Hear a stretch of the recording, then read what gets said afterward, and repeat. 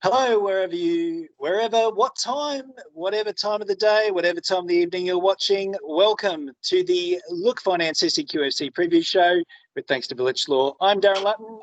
Jack was so good last week, I decided I'd punt him and take back the chair. I missed you guys too much. Well, we've got a stellar cast with us this evening. We've got Gerard. Good evening, Gerard. How are you? Good, thanks, Darren. Good to be here, mate. Yes, thank you. And how are your arms from lifting up trophies all weekend? Yeah, no, it was a good weekend for the club. There's no doubt about that. Excellent. All right. We've also got Jason Hall from the Thunder. Jason, good evening. Evening, Darren. How you doing? Good. Now, had an ugly win on the weekend, but a very important 3 points for the Thunder men. Yeah, that's right. 2-0 win, I guess you could say that's a good win. But we did it tough for the first half. I think it was 0-0 at half time. And Wynnum always a dangerous going forward. They had a few chances early, and Pierce Clark, our goalkeeper, had a sensational game. Sort of kept us in it at the start, and then the second half, the boys took control and got a good win, put us back on top of the table. So, of course, Logan Lightning do have 2 games in hand, but you've now got ahead of them, exactly. So they've got something to chase, and they're a team for getting the collywobbles at this time of the season. Of course, their match against Roach got rained out last night, and so they'll have to wait a bit longer. The matches that they have to play all get compressed into a tighter schedule. So. And all away games too. They've got 4 away games left. I mean, we had 10 away games in a row and won 7 of them, and the boys are a bit disappointed with that. But I've told them a few times it's a pretty good result. And Logan have had all of their home games now. Got 4 on the road against top 6 teams. So we're still hopeful. We just need Sunny Coast and Roachdale and Mitchie to step up against them, I guess, and Pride, who beat them in the first round. So that's the 4 games they've got. Take us through your schedule, Jason. Who have you got left? We've just got the 2 games left. So Mitchelton this weekend, play them 3 o'clock on Sunday here in Toowoomba. So that's a tough game. Mitchie are obviously in third. We beat them 2-0 in the first round pretty easily down there. But look, they've had some good results, and they've got once again got a lot of good attacking players. Mustafa Jafari used to play for us. He's up front, and young Carter Glockner, he can score from anywhere, and they've got a couple of good midfielders. So look, they'll be tough. And then to finish us off, we've got Southside Eagles at home, who I think we beat them 8-1 in the first round. So I'm pretty confident we can get that one up. But big game this weekend, and then the pressure will be back on Logan, I guess. They'll still have 2 games to play probably after we're finished, and hopefully they'll need to win them all and start to feel the pressure like you keep telling me they will, Darren. Well, they've got to beat history to do it. I was actually talking to Daniel Panisi he's the Mitchelton coach, after your first game, and he conceded that the Thunder were the better team in that game. So to hear that from an opposition coach is high praise indeed.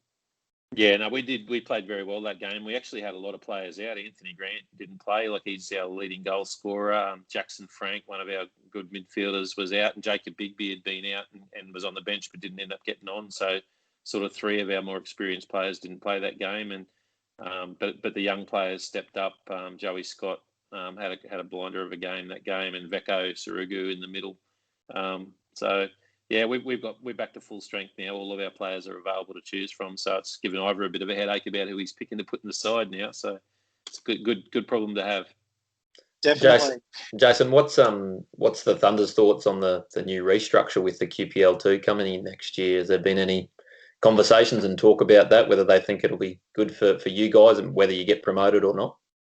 I personally think it's good. I guess we've sort of always just taken whatever Football Queensland throws at us and rolled with it. But look, I think it's a good thing, probably more so for teams like you, Gerard. Like, it gives an opportunity for Willowburn now to step up and be able to get into that top tier. So because I think by 2022, whoever wins the Southwest Comp will be able to play off for a promotion spot up into that QPL2, and so I think that's really good. the restructure doesn't affect our chances. I mean, there was always one up, one down is what we were told this Yeah. year, and that's still the case. So we've got to finish on top to get up.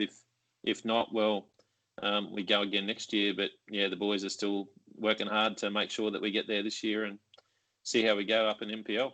Yeah. How many pages are in the application form, Gerard? Good question. There's quite a few appendixes. I know that much. But yeah, no, it's a lengthy document. I'll say that much. So you have reached out? A mate of mine downloaded it and I borrowed it off him. So yeah, I've done a couple of them in my time, Gerard. So if you need a hand, mate, I'm happy to help out. So let's talk about that, seeing as you brought it up, Gerard. Will you be making an application? Oh, look, I think we'd be crazy not to at it. And we haven't had a chance to look at it in depth in terms of criteria. There's probably a few areas where we might be a little bit deficient in, but depending on where FQ are at in terms of how lenient they might be with clubs looking to go into that QPL too. I mean, I guess one thing that we do have in our favour, we have gone through the process already with getting into Capital 3. So we've sort of got a bit of experience there. And, Football Queensland might have a bit of an appetite for a regional club. I'd imagine there'd be a lot of metro clubs that would probably want to get into that space from the Gold Coast and Brisbane and possibly even the Sunny Coast. So whether they're looking for, I guess, a more of a regional club to fill one of those voids could possibly be us. But yeah, we need to have a good hard look at it from a committee point of view, and it may not be for us to apply. But as Jason rightly pointed out, I think it's in 2022, they bring in the new playoff system, which I think is fantastic because it does provide that pathway for BPLs, TFLs and Gold Coast and Sunny Coast Premier Leagues to have a crack at that. And I think that's what, the region and football in general across the state and the nation has always needed, is that tiered system to really improve the game and grow the game. For sure. If I can just let you in on what the conversation has been in Brisbane regarding this. When we've been talking about the clubs outside the Brisbane Premier League that would put in an application, Willowburn's name has come up as a possible regional candidate. And so, but there is that, I mean, do you get the sense, Gerard, that it might be a little bit too much too soon if you've only just got into Cap 3, still finding your feet in that competition, doing quite well, might be just maybe a year or two too early for you? Yeah, and I guess that's the risk, isn't it? You probably want to, if you're going to start a new venture, you want to do that from a place of strength, and that's where we were when we went into Capital. I mean, we had 2 premier teams in the local league, and so we were well stocked in terms of talent and depth, and so that's obviously why we proceeded down that path. So yeah, like I said, we need to have a good hard look at it, which we intend to do as a committee and as a club. And I think timing is a big part of it. You don't want to go out too early and then find yourselves playing catch up footy and getting smoked every weekend. Like that's not good for the club. That's not good for the players. And so I think we need to perhaps have a unanimous position and decision from a club point of view that this is the right time. This is a good thing. And I guess put all the eggs in that basket and go for it. But it may not be for us, and we may need to wait a year or two before we feel like we can go. But as I think the packs got released yesterday, and a couple of the committee members have sort of had a brief perusal of it. But I think we like I said, have a more in-depth look and see where we land. All right. While we're talking about your club and your Cap 3 team, you had a 3-0 victory over Logan Village on the weekend. And the top 2 teams, match got rained out. So you gained some points on them. Yeah, I think it was a forfeit there from Logan, given the adverse weather conditions on Saturday. We didn't fare too bad in terms of weather up here, but it possibly would have been worse down there. So when they were looking at obviously making an hour and a half, 2-hour trek, they probably weren't real keen on coming up if the game was to be called off. So, but we'll take the 3 points anyway they come. And so, like you say, it minimises the gap. But I think that loss against Redcliffe earlier has probably hurt us in terms of promotion. But I think that the motivation and the goal now with Mark and the lads is just to try and finish as high as we can and see out the season on a positive note. Right, Jason, let's have a look at the Thunder women's team. Had a 4-0 loss over Lions on the weekend. A team like Lions only losing 4-0, that's quite credible. No, that game was actually earlier in the year. The rounds are all messed up. They come up here and played us in a midweek game, but the girls did play really good in that game. I actually went out to Highfields and watched it, and I think it was only 1-0 at half time. It might have even been 0-0, and Lions just come over them at the end. But our girls were due to play the Gold Coast on the weekend, so another tough game. They drove all the way down there, and 10 minutes before kick-off, it bucketed down and the game got called. So, yeah, they weren't real happy. So, and of course, Lions lost on the weekend. So Gold Coast, I think, are on top now. And that make-up game, I think Gold Coast play Lions this weekend, and that make-up game against us might be the one. So they're desperately trying to reorganise that now, and it looks like our girls are going to have to travel down midweek to play them on the Gold Coast again. So tasty. All right. Any idea if when it's going to be scheduled for it? At the moment, it's scheduled for next Tuesday night. But they're just trying to work out the logistics because, I mean, by the time our girls finish work and get down there, it's going to be, 8 o'clock. And so earliest they could probably start 8:30, and then 10:30 finish. We're not home till 1. So they're just trying to work through the logistics, I guess, of how we play a midweek game, and probably the two furthest clubs apart in the competition got to play each other. All right. Seeing we've had all this wet weather, guys, I'm just going to go slightly off topic here. What's the wettest game that you've ever witnessed or been a part of or presided over? Do you have a story for us? Yeah, I've got one. I think it was last year, it might have been the season before, where we got a huge storm come through on a Saturday afternoon, and I think we'd already had a game called off the week prior, or we might have been coming off the back of a loss or something. And so the boys were desperate to play, get back on the field. And if you know anything about our home ground up the northern end, the water can really pool up there. And so, and we share a field with baseball. And so we sort of got into their shed and we got rakes and everything that we could find. We got player blankets and we just threw it all over the 18-yard box. And we had about 12 of us all up there in bare feet just trying to get the water off the field. And then a couple of guys who were tradies and landscapers, they brought their leaf blowers and had them full bore trying to blow the water off the field. It was an absolute circus. And by the time the referees arrived, they weren't real keen on it. They said, no, we're probably going to have to call it off. And we said, give us another 10 minutes. And then we just got absolutely stuck into it. And then they came and reassessed. And by that time, we'd moved a lot of the water off, and so they let us play. But it took about a good 2 months for the field to come back to what it was. So yeah. Yeah, I'm probably going to break some rules about your show, Darren, but my background was actually in rugby league. I played state league for the Ipswich Jets. So the wettest game I ever played was a rugby league game. It was in Ipswich one day, and I got tackled, and the guy tackled me put his head back in the 90s. It was a bit rougher than what it is today. So he was squashing my head into the ground, and my whole head went underwater. The water was that deep, so it was about 6 inches so deep. So that was the wettest game I'd ever played. In football, we actually had a trial game, a pre-season game, up here early in the year in January, I think it was, and we had one of the storms like came through today. We were playing at Kratzky Road at Highfields, and it's actually got it's a drain. So when it rains heavy, the water runs onto the field at Kratzky Road and runs around the field and then off the other corner. So it normally goes around the outside, but it rained. The whole field was underwater. So the Olympic guys were a bit dirty because the game got called off and they had to drive all the way back to Brisbane. Good stuff. Glad I asked the question. All right. Gerard, let's get to it. 2 matches, 3 trophies on the weekend. Take it away. Let's start with the women. Tell us about how they came away with their trophy.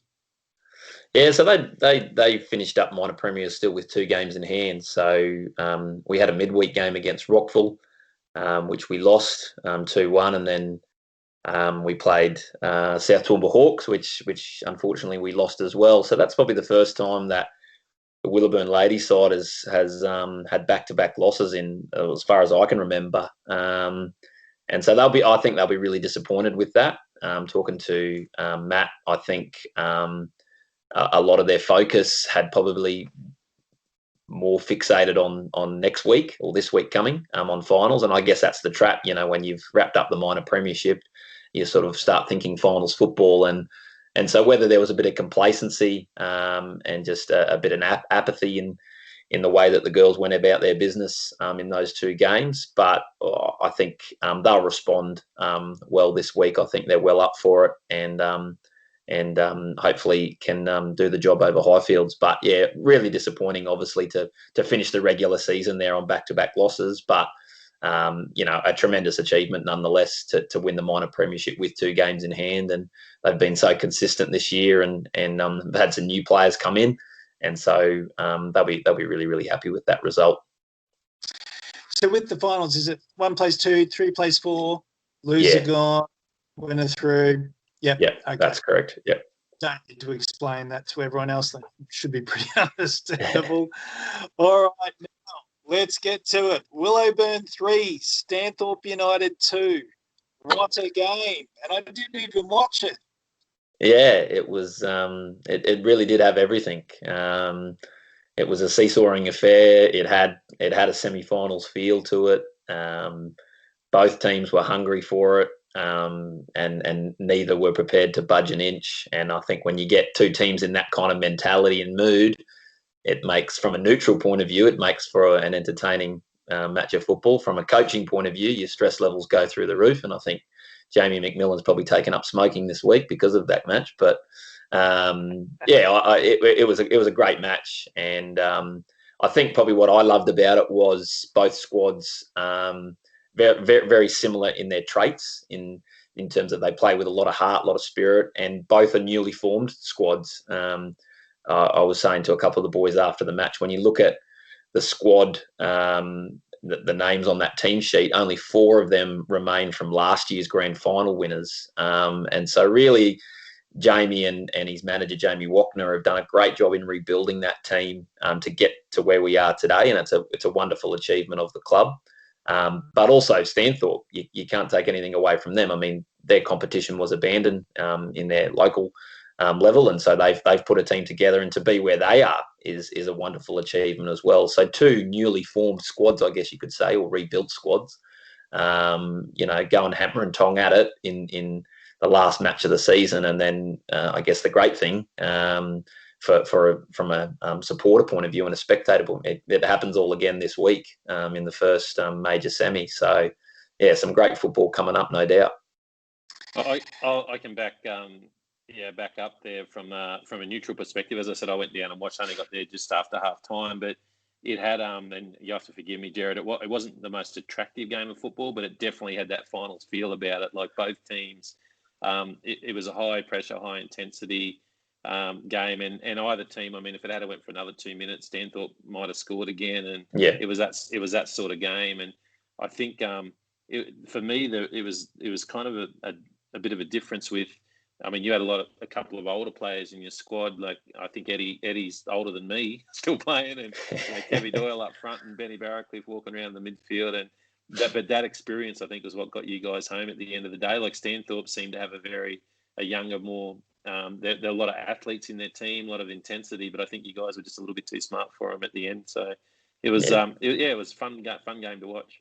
Walking's definitely the key word whenever you mention Ben Barracliff in the midfield there, Jason. But I think the weather probably impacted how both teams played football. Obviously a bit of water on the surface, it tends to get a little bit cagey there as well. And I think a lot of players just didn't want to make mistakes, and so when you didn't get that free-flowing football, and that probably, like you say, it probably caused a little bit of ugliness in terms of your first touch and your distribution. So but like I said, great spectator spectacle when 2 teams are just going at it and neither wanted to give in. It was definitely worthy of a final anyway, the President's Cup final. So it was a good game. And of course, the drama of the situation, after 87 minutes, Stanthorpe United are the ones with their hands on the cup, aren't they, for winning the league?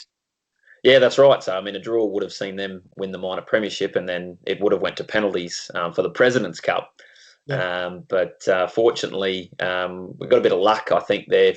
Stanthorpe did a great job in live streaming the match on their club page, and so if you go back and watch that last goal, it was just a bit of a defensive lapse. A ball sort of bobbled through their back line, and Kevy Doyle picked it up and slipped it to Nada, who plays on our left wing. And for me, I guess watching that's a great finish there from Nada. I mean, he's been at the club for 5 years, came to us as a young 16-year-old, and has sort of ploughed away there to make the top side. And I just thought it was a fitting result for a young guy there that's has stuck with the club. And after 5 years, he gets a moment like that. It makes all those Tuesdays and Thursday night trainings worth it. That's for sure.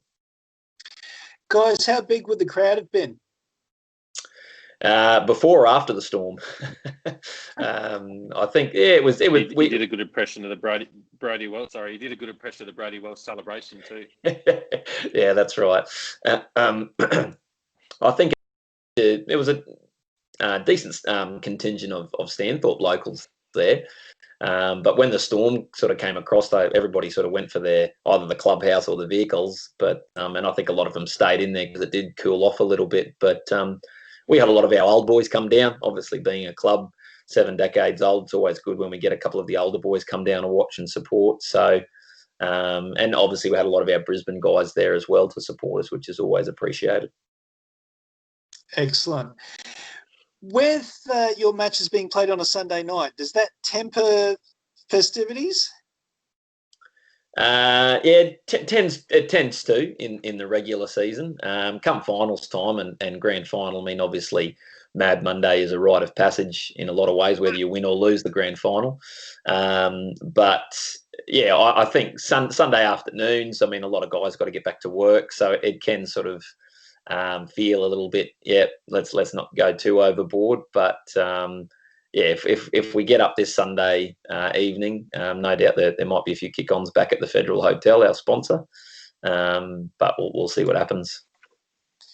And just finally, how were Stanthorpe after the game? Were they absolutely gutted, or do they feel that there's more to come? Yeah, I think that they'll be bitterly disappointed. I think they will, really wanted to win that. And so, yeah, we're very wary of an ambush. I think this Sunday, I think they'll be wanting to get stuck into us straight away from that kickoff. We played a neutral venue, but I dare say that they'll have their fair share of supporters, either Stanthorpe or even just from Toowoomba backing them. So we're very wary of that, and we'll prepare accordingly. But yeah, I think they're not going to die wondering this Sunday. They'll want to give us everything in the kitchen sink. So yeah. All right. Can you run through this weekend's fixtures, the locations and times? Do you have them there? Yeah. So all the senior matches will be played at Gatton. And they have a tremendous facility there, probably one of the best fields in the region, in my opinion. And so Rockville in the men's, Rockville will play Gatton at 2:00. And then we'll follow them at 4:00 between us and Stanthorpe. The ladies, they'll play. The Willowburn ladies, will play Highfields, 1 and 2 playoff, and in the minor semi-final, Rockville will play Hawks. Can't be sure on those kickoff times, but they'll play at Gatton as well. I would imagine either late morning and early afternoon. It's the exciting time of the year. But if you're still involved in the season, best time to be playing football. Absolutely. All right, gentlemen, leave it there. Gerard Olchin, thank you very much for your time this evening. No worries, mate. And Jason Hall, good luck this weekend for the Thunder. Thanks, Darren. See you guys. All right, that has been the Look Finance SEQFC preview show with thanks to Village Law. One more thing, we have got the TFL Male and Female Player of the Season Awards up on our page at the moment. So if you haven't voted, get on there, pick your player. I think it's only one player from just about every club that got nominated. Pick your best player of the season, give them a vote. Do it. All right. We'll leave the show there. We'll see you next week, guys. Good night.